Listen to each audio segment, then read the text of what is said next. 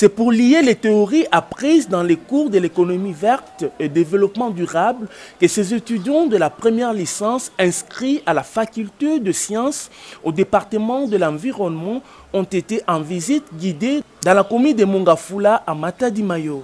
Arrivés sur place, ces apprenants de l'UNIKIN ont été conduits par le titulaire du cours, le professeur Moulenda, a visité les têtes d'érosion qui ont non seulement emporté plusieurs maisons et parcelles, mais menaçant aussi la route principale qui mène vers Matadi-Mayo. Nous sommes dans une visite scientifique dans le cadre de l'enseignement sur le développement durable et l'économie verte.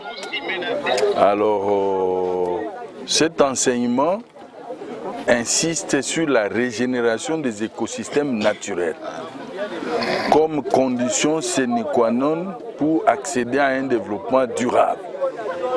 Alors, il est quand même regrettable que notre peuple n'a pas beaucoup de curiosité. Nous faisons les sciences exactes, mais des fois on ne descend pas sur le terrain. Et je préférais venir vers ici parce qu'il y a des sérieux problèmes écologiques. Et certains étudiants n'ont jamais été ici depuis leur naissance. Ils découvrent un nouvel environnement qui est empêtré dans les érosions, dans l'insalubrité, dans toutes sortes de problématiques. Alors c'est pour qu'ils me répondent. Après ici, ils vont répondre à une question. Après avoir visité ces érosions et ayant été attentif aux explications fournies par le professeur Moulenda et le chef du quartier Jean Gilbert, la ronde a continué son bon chemin sous un soleil accablant jusqu'à la ferme du titulaire du cours où elle a été une fois de plus outillée pratiquement avec les notions de l'économie verte. Donc l'économie verte trouve une réponse ici dans la régénération des arbres, des plantes. Vous connaissez les rôles des plantes.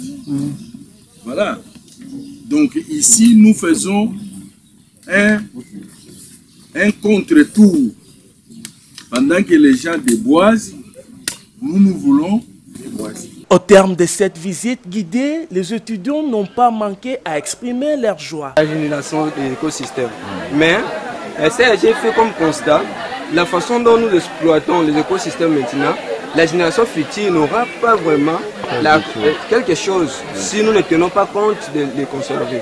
C'est pour cela, nous, en tant qu'ingénieurs environnementalistes, en formation, dans tout ce que nous venons de voir ici, nous pouvons prendre ça en compte. En fait que ces actes n'arrivent plus et pour que la génération future en profite de ce que nous avons profité aujourd'hui. Notons que l'économie verte étant une régénération des écosystèmes paie au stade actuel avec les potentialités que regorge la flore, favoriser le développement durable en RDC.